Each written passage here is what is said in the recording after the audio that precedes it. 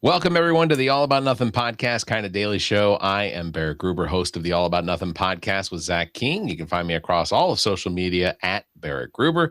With me is the host of the podcast Black, White, and Blue in the South with Dr. Jamil Brooks. It's Bill Kimler. You can follow him across all of social media at politicalbillsc. If you want to participate in the show, you can chat with us on YouTube, Twitch, or Facebook.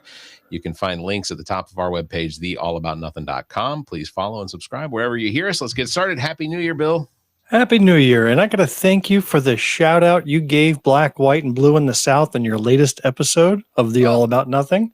I loved your interview, but then you started talking about gubernatorial candidate Dr. Jermaine Johnson.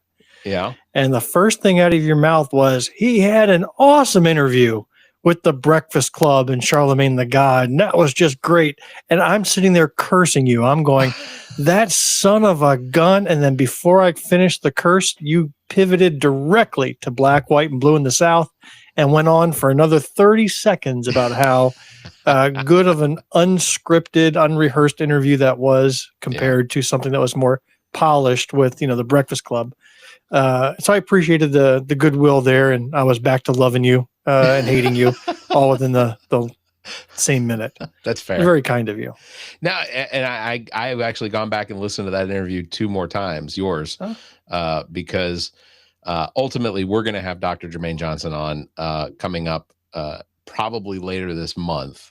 We haven't worked out the details exactly because he is beginning to get busier and busier. One, with of course, they're going to be in session here in the next couple weeks. And then 2, his campaign is going to be really kicking it into high gear. So fingers crossed, we're going to start seeing a lot more Dr. Jermaine Johnson for governor signs popping up everywhere, Hey, before we get into the topics, because I know a couple of things have happened recently that are of importance, I'm sure. But I just want to share with you a stream of TikTok videos that I've gotten addicted to. I got to send you a link to a few of them. Okay. Have you heard of the software called Ultimate Epic Battle Simulator?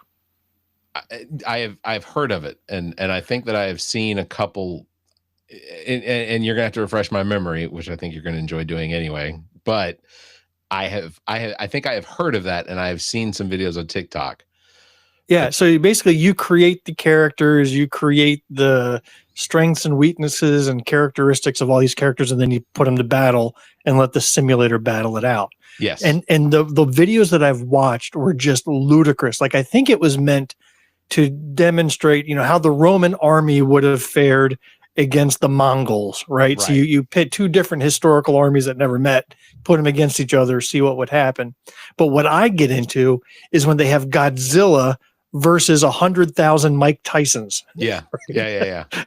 And they just battle it out. And I am absolutely riveted by these videos because of the scenarios they come up with. You have the Avengers versus a million Chuck Norrises, Yeah. The one, the Chuck Norris thing is completely just not realistic whatsoever. But I think I watched it was like 100 or 1 million Kermit frogs versus the Avengers.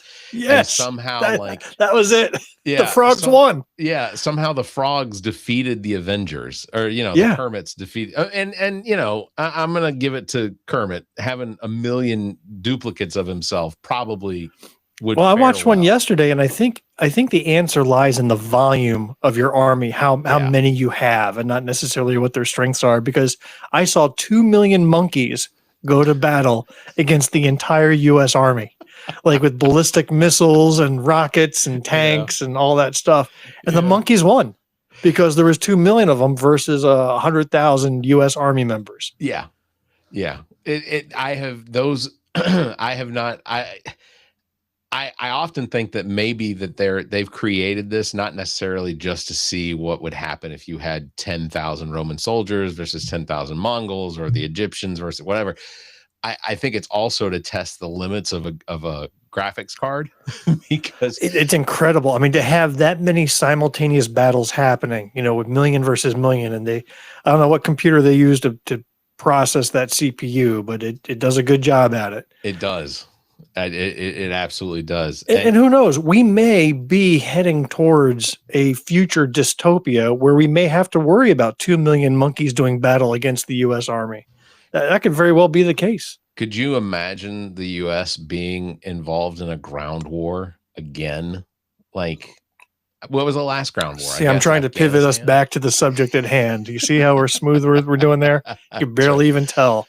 Actually, I was going to bring up the fact that are you going to try and see the monks that are walking from Fort Worth, Texas, all the way to Washington, D.C.?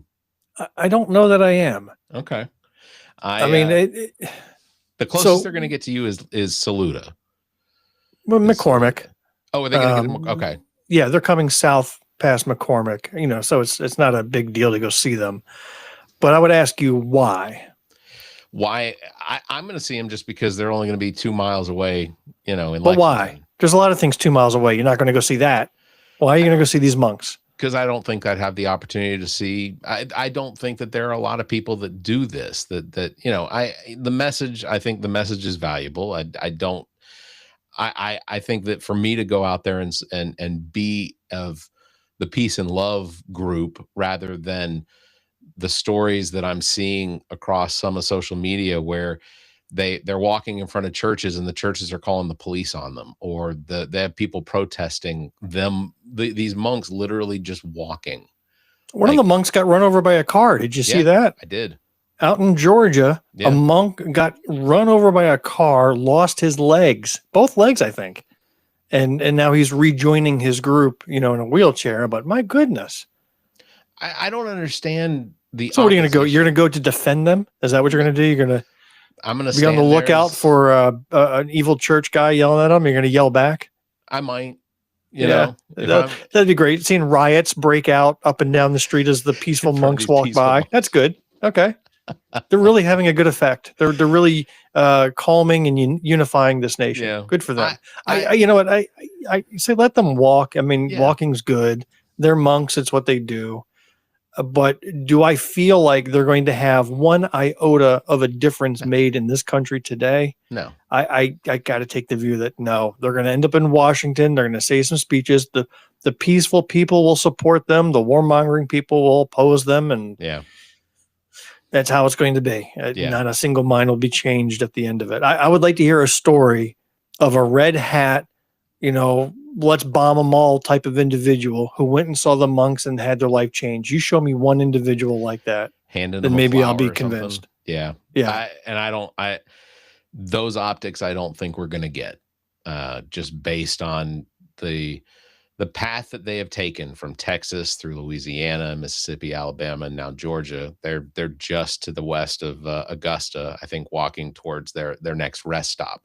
But yeah, I agree. I don't think that. Are they taking just back roads? They're going down the highway. They're on 378, which is one of the major highways running east and west between Georgia and South Carolina right now. But and then what if they end up on a road that's under construction? Like I gotta imagine what kind of planning there is. I imagine there's probably someone here stateside that is probably directing the path of least resistance, even though they continue to run in resistance. So, all right. Well, I'll tell you what, they're coming through Columbia, and that's just a spit's throw from you. Go get an interview. Get one of them on the podcast. Yeah, I'll see if I can. I'll look. I did the parade with Colonel Hightower. I had to keep up with him and the rest of the group that was walking with him. So have you read the proper protocol for engaging with the monks? I haven't. I need to look at there's a certain protocol. They don't like to be spoken to. Okay. And apparently you're supposed to, out of respect. Now, this is not them issuing any demands. I mean, they're just doing their thing. But they say that in that culture, you don't make direct eye contact. That's considered rude, unless you're talking with them directly. But otherwise, the proper thing to do is to keep your head bowed in respect, your hands folded in prayer as they walk past, and you're supposed to clear your brain and meditate as they stroll by.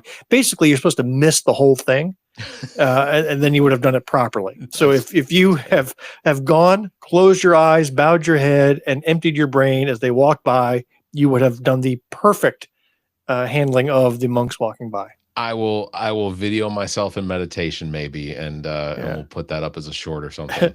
What you shouldn't do is run over any of them with a car. No. That's on the bad side of the protocol. First of all, there's a fairly large group of them. How is it that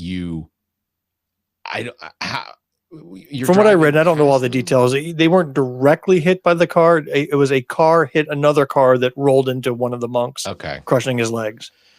Okay. But still, I mean, how are they that close to traffic? Yeah.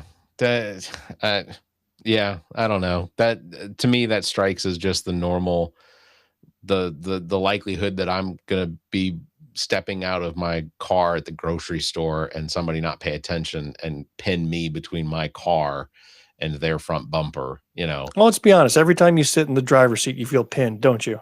A little bit. Yeah.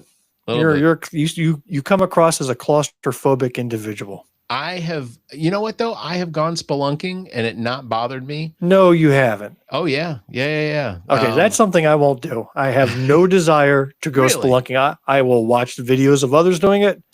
Nope. I saw that cave movie where they had to go rescue the boys in the cave. And I was like, nope, not for me. I'm not going down any of them grounds. No, sorry. In Boy Scouts, we did several trips where we camped we camped out in the cave. I think it was the Lost Cave, maybe in Tennessee or Kentucky or something like that. But yeah, we've done spelunking where it was a set path that you went on, and even before you got on the trail that you were exploring, there were certain places that were so tight or confining they had actually recreated them with like wood frame boxes. Yeah. I mean, if it's all done up with pre-made paths, I can do that. Like I've been to the Luray caverns near Staunton, Virginia. Okay. Those caverns are some of the most amazing sights you will ever see. You go deep into the earth. You see these stalactites and stalagmites. You see an actual organ that was built out of the rock.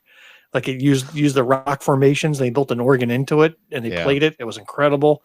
Some of the most beautiful things you'll ever see under the ground. But that was all touristy, laid out, no chance for damage. But you go spelunking, I mean, you're being lowered by a rope. All right. Now, right? Okay. So now that we've clarified the difference between the tourist cave visit versus the actual you didn't go spelunking. Nope. I'm the same. I'm not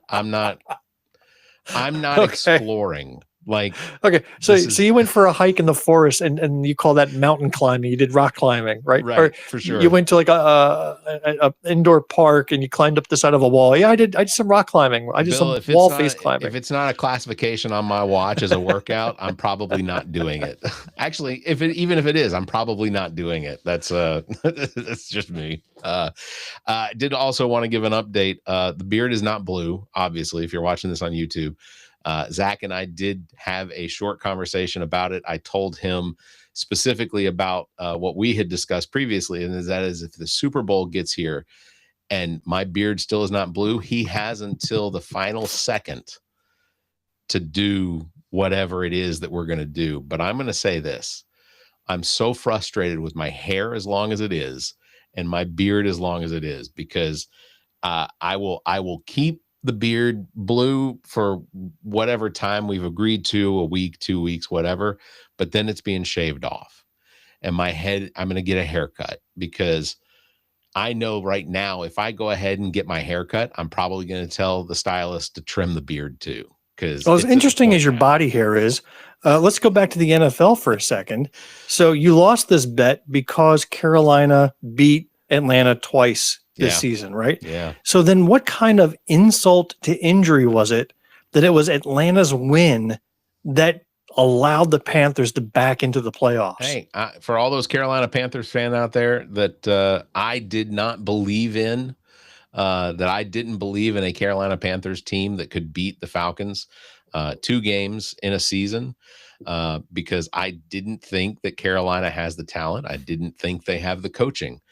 I am still of that mindset. I still don't think they have the talent or the coaching. The fact that the NFL in the NFC South, we have a 3-way tie for first place with what is probably the worst Atlanta team, not based on talent, based on coaching, We have and talent too. It's not like you have a talented quarterback there. Come on. Kirk Cousins is, he's what? He's 2 or 3 years younger than me. I don't know how old he is. He was 37, 40, 42. I don't know. But I don't disagree. All I can say is that if the Eagles made it into the playoffs due to a Cowboys team who was already out of contention already, if they needed a Cowboys win to back into the playoffs, I would tell the Eagles, out of self-respect, pass on the playoffs this year. Yeah. Just say, nah, we're good. I'm not sure. And don't even show up. I'd like to think that a team could potentially say, you know what, NFL, this isn't our year. We don't need the spotlight. We're going to like the Steelers. The Steelers do not need to be in the playoffs. No. There is no reason why they should be in the playoffs at all. It bugs me that Aaron Rodgers made the playoffs. Yeah. It bugs me because and why? Because the Ravens kicker on a chip shot field goal missed it. I mean, dude. Yeah. Dude. I will say it until I am blue in the face, but Aaron Rodgers, the NFL should have no respect for Aaron Rodgers. Like, it shouldn't. And the way he plays, to me, he still plays like the guy that thinks that if something goes wrong, it's always somebody else's fault. It's not his fault remotely. So, well, again, his denial goes back to the COVID denial, right? Yeah. He was all about the pandemic and denial that it's a problem and vaccines are bad for you. So, this was a guy that fully believed that vaccines were not for him and they shouldn't be for anybody else. But no, didn't he lie? Didn't he say he was vaccinated? Yeah. And then it turned out he wasn't? Vaccinated. Well, because you had to be vaccinated to play that year. Yeah. But then he spends 3 months in Peru sitting doing peyote and whatever, what was he doing? The ayahuasca, like he's doing ayahuasca. I doubt you do it alone. I've never done it. I don't know. I've heard people do it. You're supposed to do it with a spiritual advisor guiding you through the process. Yeah. But the symptoms of someone who is doing ayahuasca, which would make for a good episode, by the way. I don't disagree. If you know what, if you can find somebody locally, I will come out to your place. I'll crash for the night, and you and I can be led on a spiritual ayahuasca quest. All right, I will. All right, that is something I could potentially find. So I'm there. Okay, I'm there. We'll film the whole thing.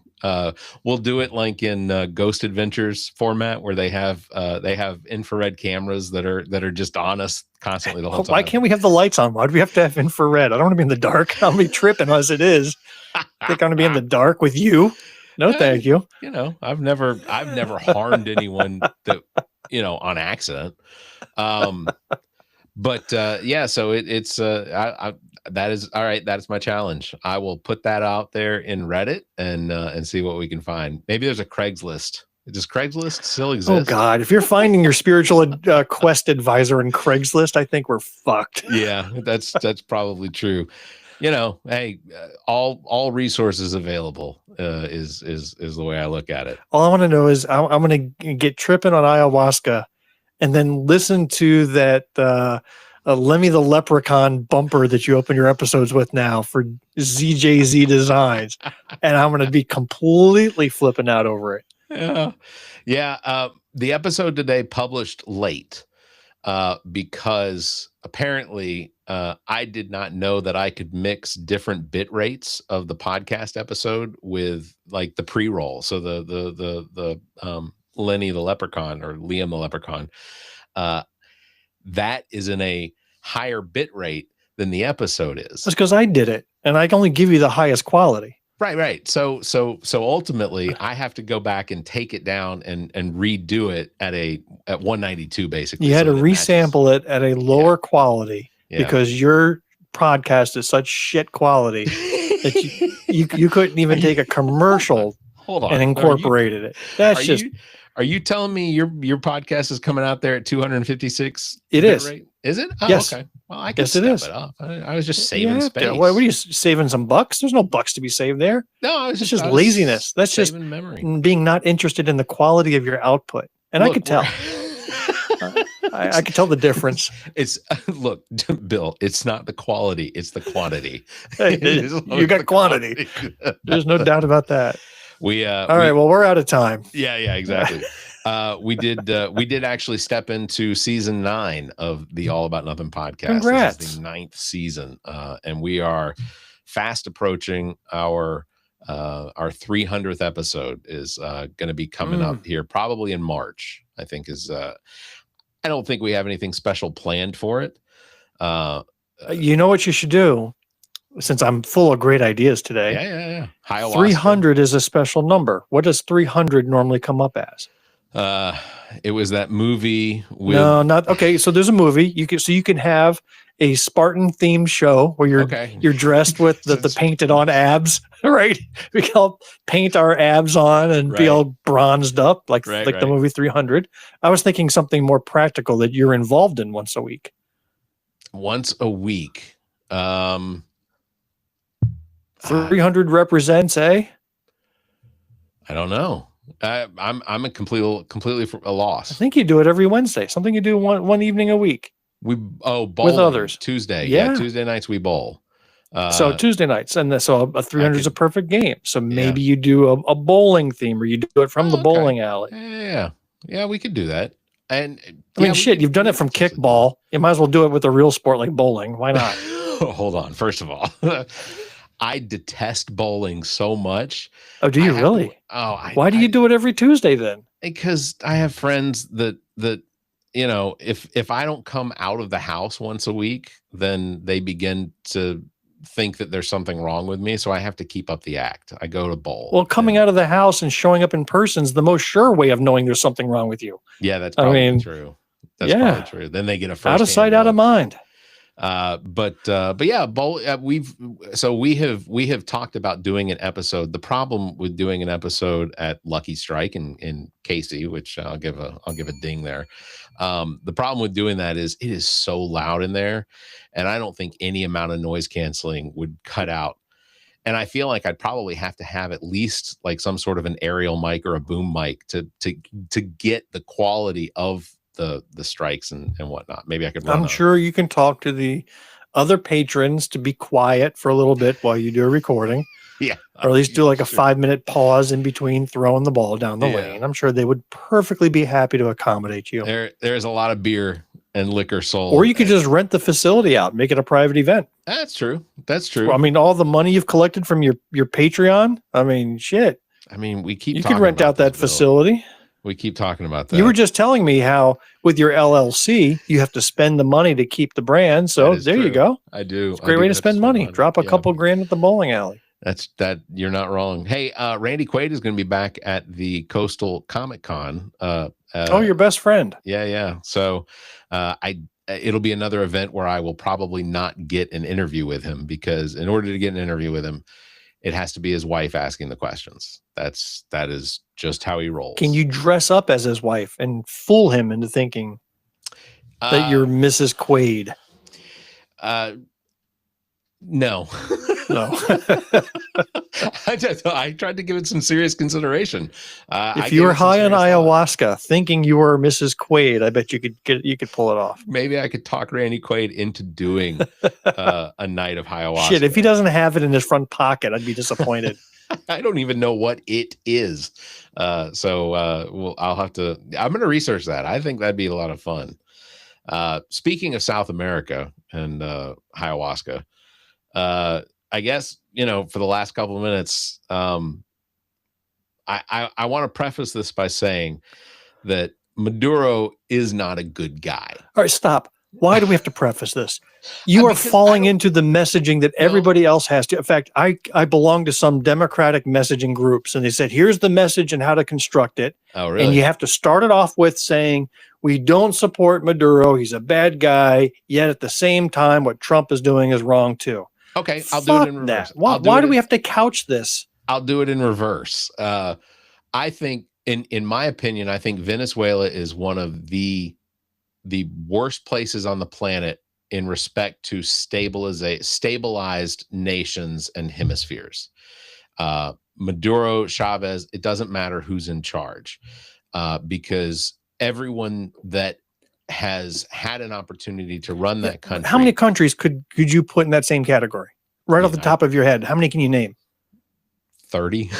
Exactly. Right. It's nothing unique to Venezuela. Yeah. Except for the oil reserves. Yeah. Right. That's the only thing that's unique, is that they're sitting on a ton of raw, unrefined crude. Heavy crude. And we just so happen to have refineries in the Gulf of Mexico along the Texas-Louisiana line that can process it. Yeah. And you're right. With bad leadership in Venezuela, they've been pumping out a fraction of what they used to pump out decades ago. But if it wasn't for that oil, do you think Trump and the oil companies that donated $1 billion to his campaign would give a shit about this country? Not a single drop of care. How many African dictators have we kidnapped and brought to trial? I don't think we have any. How many Middle East? How many Korean? How many Soviet dictators have we? None. None. Not a single one. We're going after none of them. We didn't get Hitler. We didn't get, who was before Gorbachev? It doesn't matter. Regardless. Yeah. Nikita Khrushchev. Khrushchev. That's it. I think you're right. I think it was Khrushchev. But yeah, no, you're 100% correct. This is quite literally but the only reason why you had to open it up that way, Barrett, is because the number one Republican attack, they come right out and they've already said it. Democrats support a dictator. Right. No, Republicans and that line is so fucked up. I don't even want to acknowledge it with my own counter explanation. That's just wimpiness. But I'm still appalled that we went that Donald Trump and the Department of Defense went completely around Congress, and that Mike Johnson and whoever the fucking Senate leader is, majority leader, John Thune, that's it. But I'm glad I'm here to know stuff for you. Yeah, I appreciate it. The fact that neither one of them spoke out in opposition or a reaction to what was basically Donald Trump saying, "Fuck you, Congress.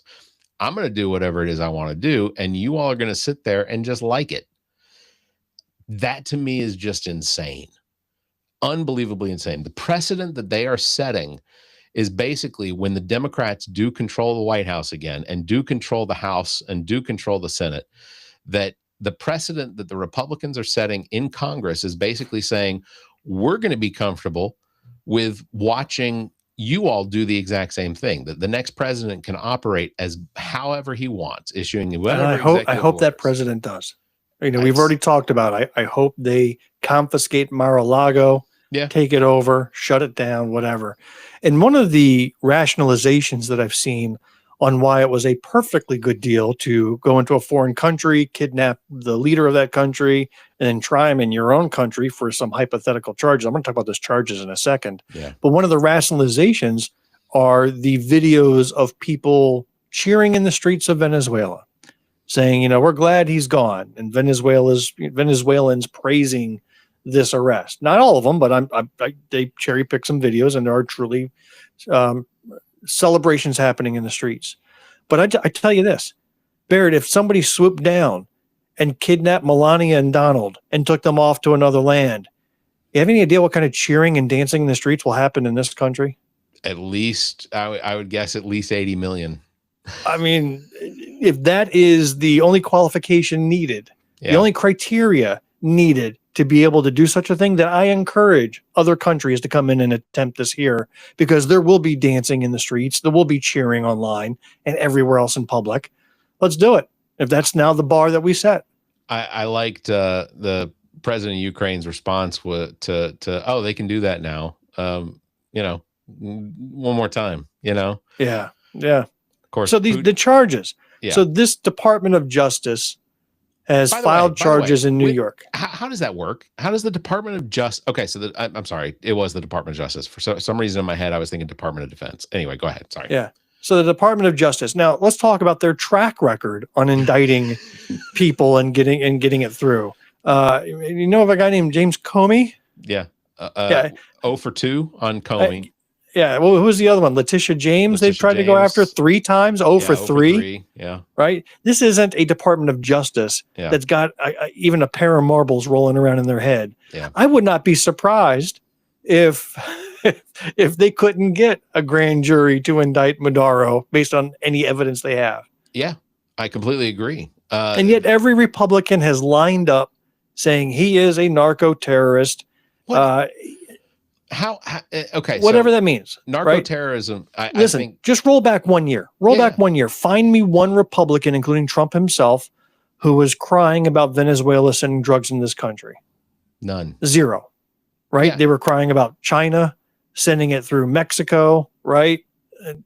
There was no worry about Venezuela sending stuff up our way. Well, and the fact is still that there is no fentanyl. And when I say no, it is incredibly small amount, if it exists at all. There is no fentanyl coming out of Venezuela and going anywhere. The only thing that comes out of Venezuela, according to the DEA, and this is Trump's DEA, is marijuana and cocaine. And the marijuana and cocaine, out of 1,000 samples taken, the cocaine has almost zero trace to Venezuela. So Venezuela is not sending its cocaine here. This is based on Trump's DEA, that the testing that's been done on confiscated cocaine has not come out of Venezuela. The marijuana is a little harder to test, but the likelihood is that marijuana isn't arriving in the United States from Venezuela. If you want to just stop the demand, I mean, forget about worrying about the supply. You cut the demand off, you have no supply. Legalize it. Start with Donald Trump Jr. and his nose. Yeah. You can cut half the supply or the demand right there. 100% agree. Look, I was telling a friend today, literally we were having this exact same conversation, and I said to him, I said, you want to fight narco terrorism? Then create a system in the United States that regulates the drugs. It's already, just make it legal. Make every single drug legal. Most of the drugs that are considered illegal are already legally available in the United States via prescription. I'll tell you what was kind of funny. I went to New Jersey over this winter break to visit my family. They live in South Jersey, just across the river from Philadelphia. How's Ralphie? So how's Three Balls? Yeah, sorry. So I'm crossing the Walt Whitman Bridge into New Jersey. Yeah. Normally the billboards there are about the casinos in Atlantic City. Sure. A lot of casinos. No more casino ads on the billboards. It's all weed ads. Like Santa Wants Weed was the first billboard that I saw when I crossed the bridge into New Jersey. That's crazy. And it was, your CBD store, your weed store, come visit Weed Depot. You would love New Jersey, my friend. I would. Look, it changed. I mean, it wasn't like that the last time I visited, but you know what? There's some new leadership there, and now it's all about the weed. You know what? And the next Jay and Silent Bob movie that comes out, right? I feel for the business that they've probably lost because you could be Silent Bob. I'll be the Jay. We can do our own film. I think Zach and his wife already have the costumes. No kidding. Yeah, they dressed up as Jay and Silent Bob for Halloween a couple years ago. So, but I can't imagine Zach being silent. It doesn't, I do love those movies, and I like New Jersey. But I would really like for South Carolina to take on the same, legalize it, tax it, whatever. Just allow people to grow it, because based on some of the statistics out of California, when it was legalized, the number one group that benefited from marijuana being grown was cancer patients. The fact that was one of the largest groups that saw a benefit, not only because they were growing it themselves and no longer buying it, that it has such a, it could potentially benefit so many people. I may have a controversial opinion on this. While I do not, I'm perfectly fine with the legalization of weed, but I do believe that it does have harmful effects on individuals. Yeah. I'm not talking about treatment of cancer or PTSD, and I think there is sufficient medical evidence, but I've been seeing quite a few controlled studies globally. Sure. That show increased rates of mental health issues, et cetera, among casual recreational smokers. I agreed to allow Zach to color my beard blue. But that doesn't mean that I think it should be made illegal. I mean, I'm sitting here enjoying a glass of Merlot, which comes with its own health hazards, right? Yeah. Or any type of alcohol or cigarettes or anything else that we like to do as Americans. Yeah. So I don't believe that just because it is medically shown to be bad for you, that it needs to be outright banned from acquisition at all. But I do think that it should be controlled, regulated, sold, taxed, and that could probably be the best of both worlds. You make it legal, but then it's also not being used by, 13-year-olds on the street. It's a little more controlled than that. You legalize it and you take away the Department of Justice, the crime, the thieves, the underground, the black markets, the guarantee that our law enforcement will continue to funnel black and brown people in the United States through the prison system, because I'm still fundamentally in the belief that our prison system is modern day slavery. And before we went on vacation, we had predictions, and I predicted in our last show that Trump would kidnap the leader of Venezuela. So I want you to go back and play that tape to show how prescient I was. I'm glad you brought that up. I don't have it on me, but I agree. Yes, you did. I feel I agree.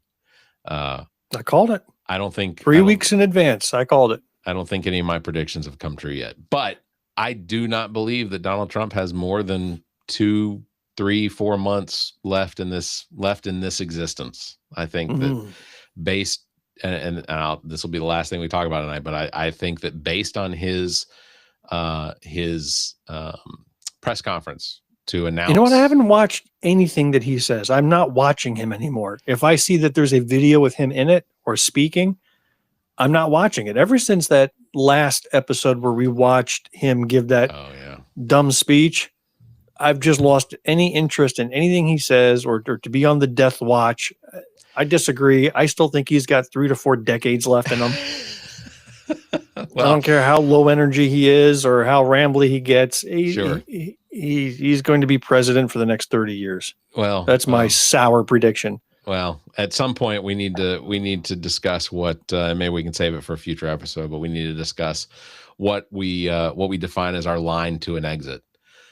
Because I have talking about the Clooney route. Is that what we're talking about? Potentially, that basically for me and my family, if we don't have elections in 2028, if for some reason we don't have an election because there's been martial law or some national crisis has been created, that will be the line for me, and I'll make my exit.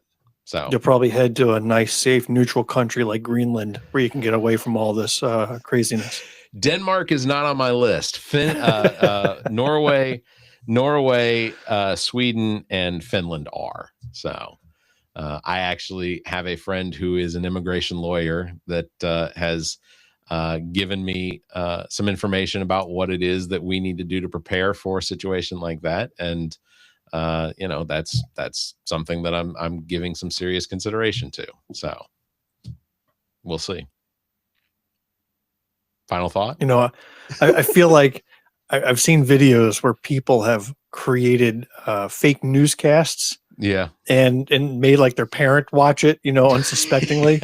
Have you seen these prank videos? Yeah. Like some of them I saw, it was like a fake news broadcast that had like the parent's face as a wanted suspect in a robbery. Nice. And the parent's like, what the hell? And others, one was it was a natural disaster, like asteroids are about to hit Earth, and it was very realistic looking.